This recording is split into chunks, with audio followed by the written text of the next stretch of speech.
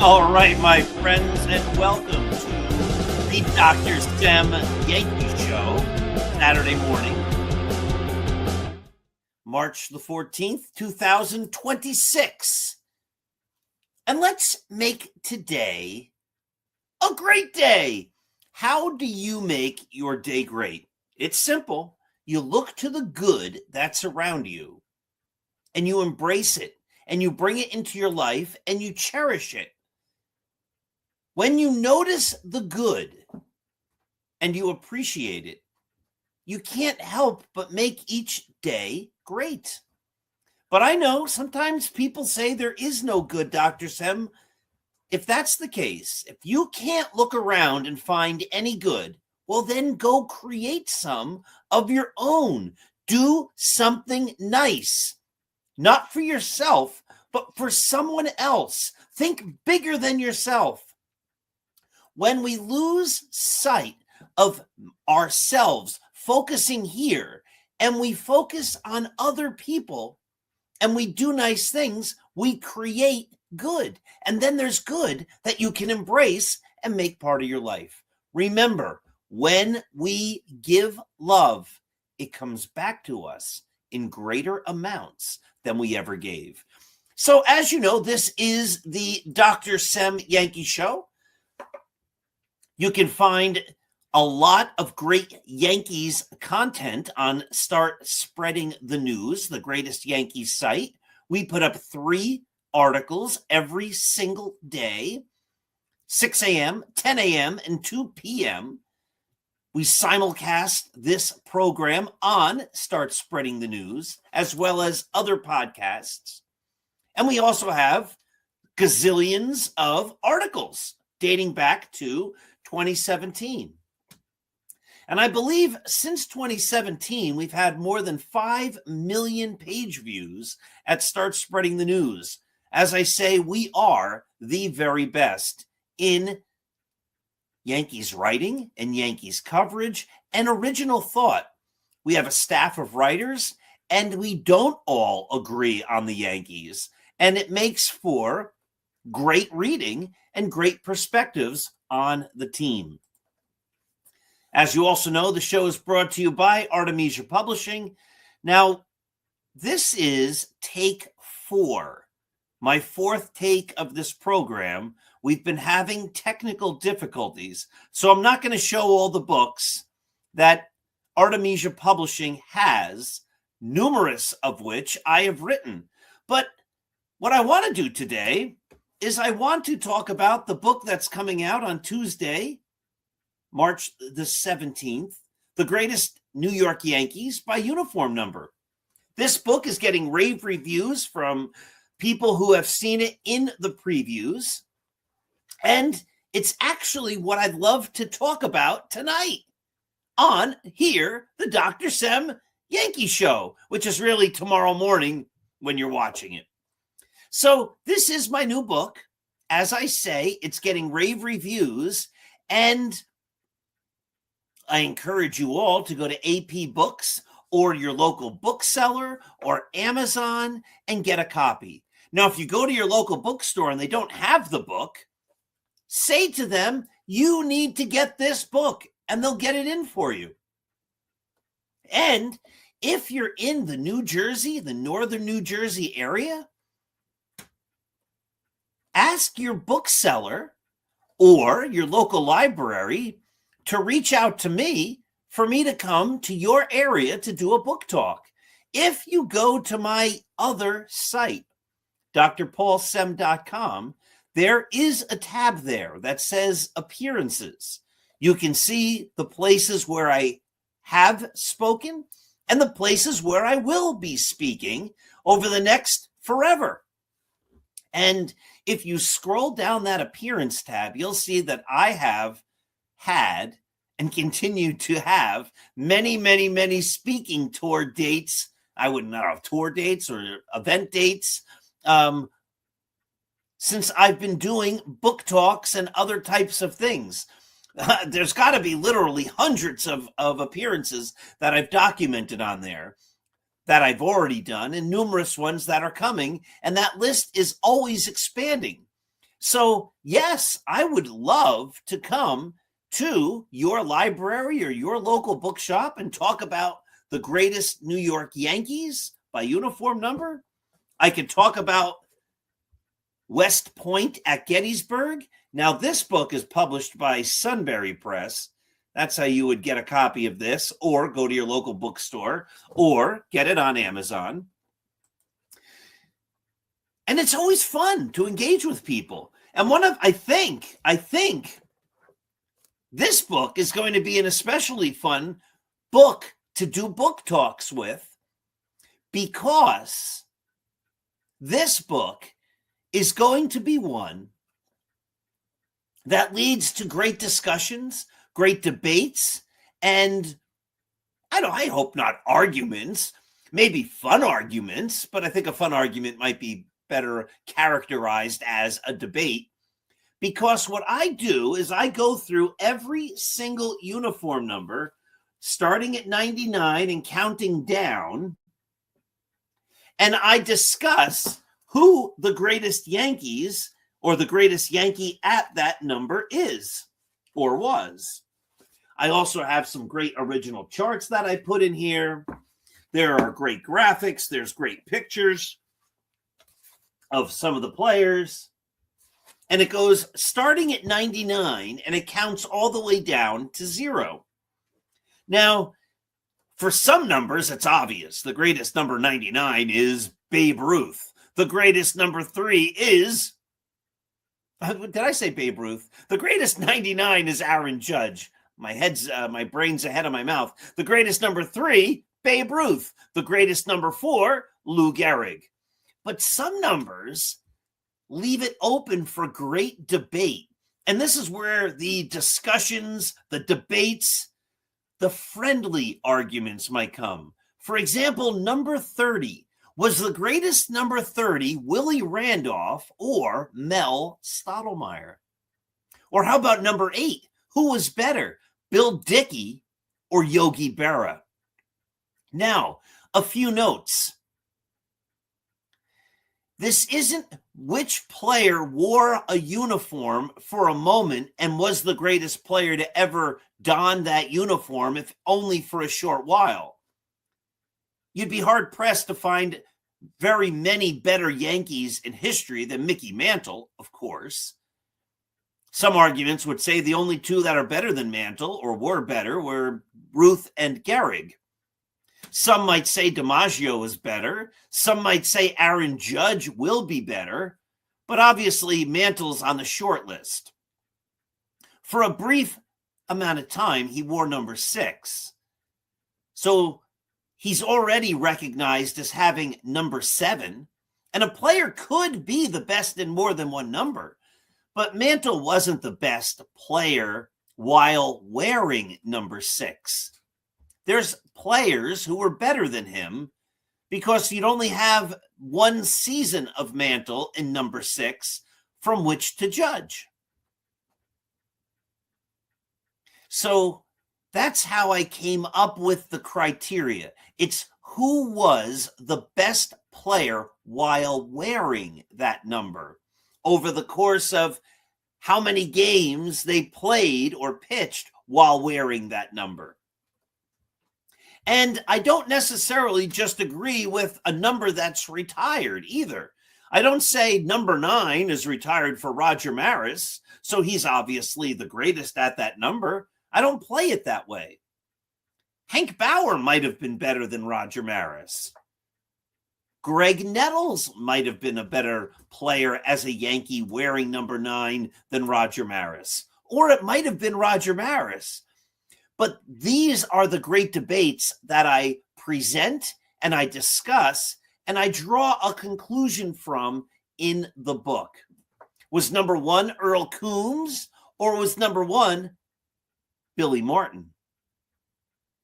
Or was number 1 somebody else? Was the greatest Yankee while wearing uniform number 1 someone else?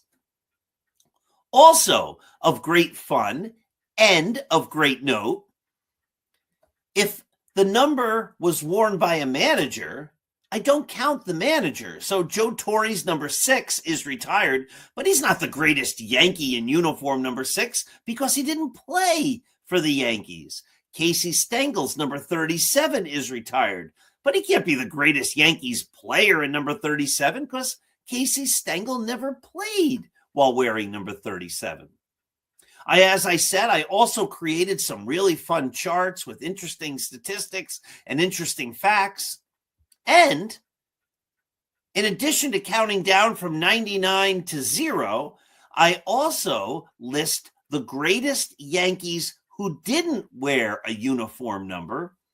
Uniform numbers only began in 1929. So who were and who was the greatest Yankee or Yankees before uniform numbers were on their backs? Look to this wonderful book published by Artemisia Publishing, and you'll find that I give the answer. I also have an extended appendix with all sorts of lists of numbers and Yankees by alphabetical name, so you can look their numbers up. The Yankees in Monument Park, Yankees who deserve to be in Monument Park, the top Yankees by WAR, etc., etc. It's just fun stuff. This is a book you're going to want to read. It's a book you're going to want to get. It's a book you're going to want to have your friends get so that you can all read it and then debate. And again, I am happy, and I would be happy to head to your local library. I speak at senior citizens clubs, other types of clubs, your local bookstore, and I can tell you who I think the greatest number 8 was. I'll give you a hint. It's Yogi. And you can argue why it's not Yogi, because Bill Dickey has a great argument for being the greatest Yankee to wear number 6.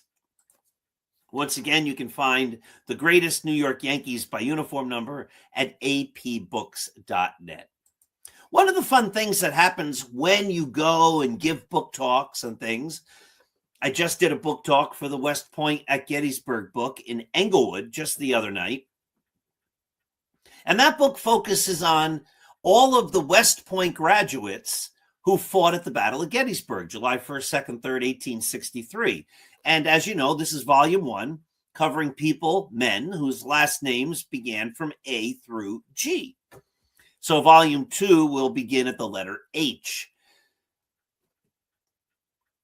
Without getting into a whole bunch of Civil War stuff, not every general who fought in the Civil War came from West Point. There were generals who became generals in political ways and other ways. And when you do a book talk, people come and they ask questions. And a person in the audience at Englewood raised his hand and he said, "How many generals fought at the Battle of Gettysburg?" And I thought, I don't know that. That I don't know. How would I know that? Because I really didn't research that. I was researching, and I am researching as I write volume 2, the West Point graduates who were at Gettysburg. And they weren't all generals. They were officers because they graduated from the military academy, but they weren't all generals. Anyway, so I checked it out, did some research, and I found that I believe this number is true. There were 120 different generals who fought at the Battle of Gettysburg. It's always fun to find out more facts and more information. And I will now address that question ahead of time when I do book talks for West Point at Gettysburg. I'm going to be doing a few of them right in a couple of weeks. I think I'm in Demarest.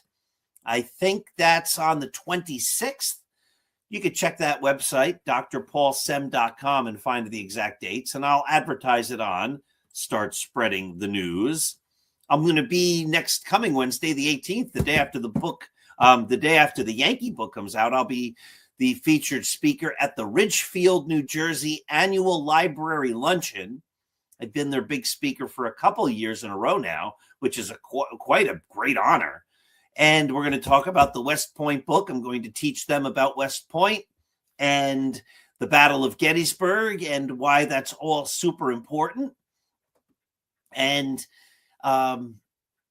each time I do a presentation and there's someone who asks me something that I don't know, I then refine the presentation. So it's oftentimes very similar, but oftentimes I also modify and change the presentation.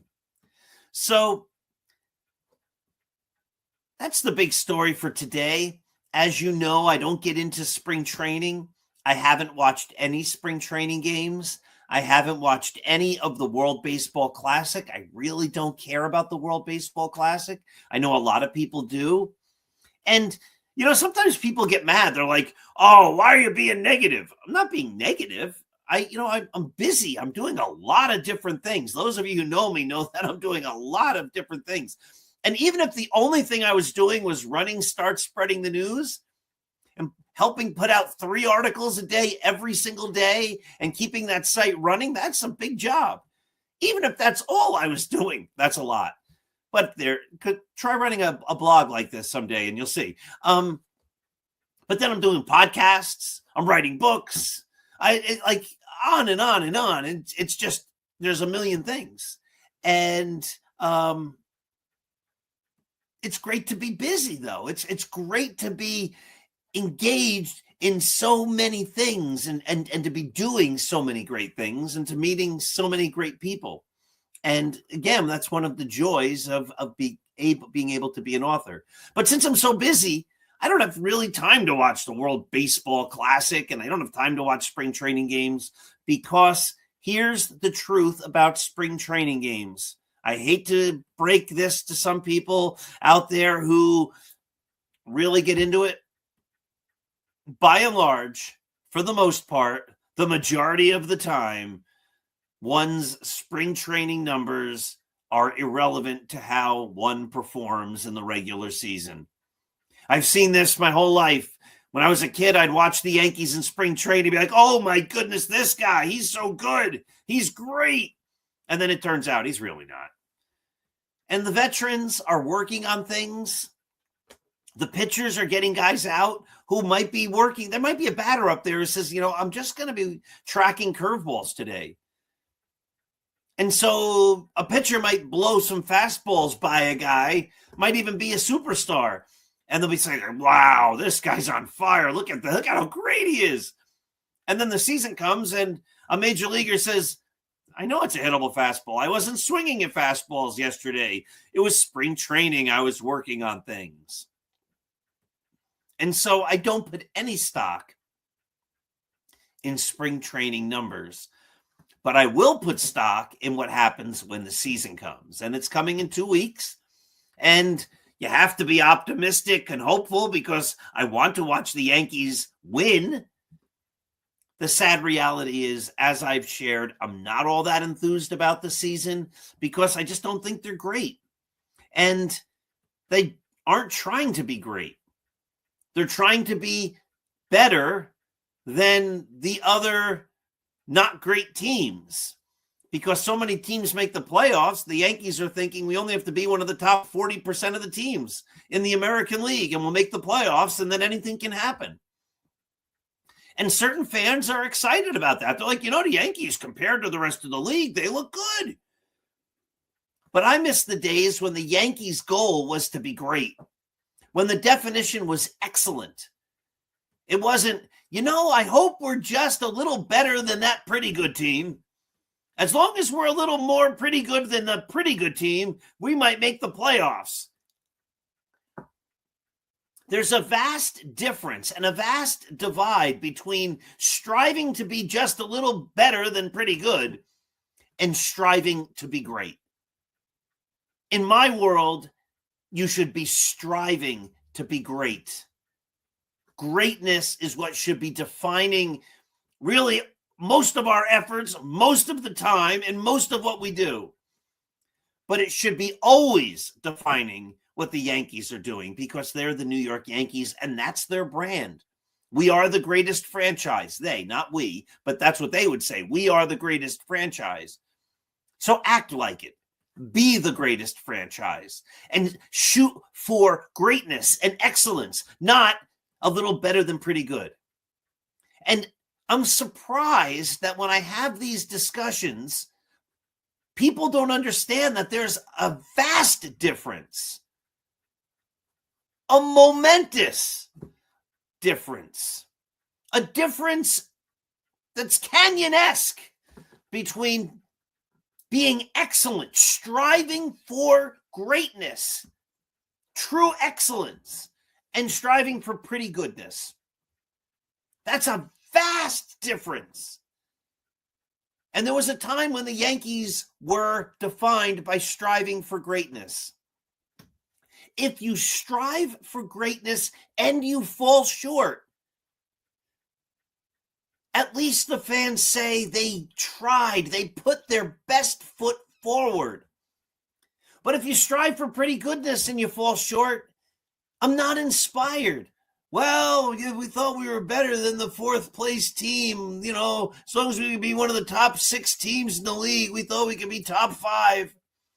And then the Cleveland Guardians knocked us out of the playoffs. Just wasn't our year. That's not inspiring. Maybe that's inspiring for the Cleveland Guardians or the Minnesota Twins. It's not inspiring for the New York Yankees. And that's what's disappointed me these last many years is the lack of enthusiasm, this lack of desire to be great. And I want the Yankees to want to be great. And I wish all their fans would root for that. But so many have bought into we're over 500 for so many years. We've been successful. And we just are going to try to make the playoffs because then anything can happen. I don't want to root for anything can happen. I want to root for, in every series, my team is the favorite team. Knowing full well they won't always win, but also knowing full well that they put their best foot forward. I expect greatness. I was just at my eye doctor yesterday. He is the greatest eye doctor. I enjoy going to the eye doctor because someone who's great is checking out my vision. And I trust his perspective entirely. I trust his expertise entirely because his reputation is flawless and he sets the highest bar for excellence. I wouldn't go to an eye doctor who's pretty good. He's not bad. I mean, he's a little better than average. Think about it. My chiropractor is fantastic. My doctor, fantastic. My dentist, fantastic. I go to people who are the best because I expect excellence. In my professional life, I try to be outstanding. I don't try to just say, I'm a little better than kind of pretty good. It's okay. It's all right. The difference between and greatness is a canyon. It's ginormous. And I just don't understand why people don't get that when I say that. The Yankees could win the division, Paul. They're going to be pretty good. They could win 88 games and make it. They're going to be fine. I don't want my team to be striving for 88. I want them to be striving for 110 because they have the very best players because they're the Yankees. I think the Yankees will probably make the playoffs. I think it'll be an uninspiring brand of baseball this year. When they finally make it, it'll be, okay, wow. That was a long season. It wasn't like super fun because they're not a super fun team to watch, even though I love them and write about them all the time. Let's hope. There's nothing I'd like more than to have the Yankees have a great year and to be coming on here in October or early November and going, they're the world champs. I never saw it coming. I was not a believer. They proved me wrong, and I couldn't be happier. My goodness, if I'm saying negative things about the Yankees, I want to be wrong. Yankees proved me wrong this year. Be great. Be excellent. Make it a fun summer. Unfortunately, I don't think they will. All right, my friends. We're running long here. West Point to Gettysburg. Phenomenal book. If you haven't read it, you should. This is coming out on Tuesday, The Greatest New York Yankees by Uniform Number. Phenomenal book. Get it. Debate with your friends. Have yourselves a wonderful day. Remember, when we root for sports teams, it's just fun. In the real world, in real life, seek excellence in everything you do. But along the way, remember that you're dealing with other people who have feelings and emotions. Be kind, be understanding, and show love. Show compassion.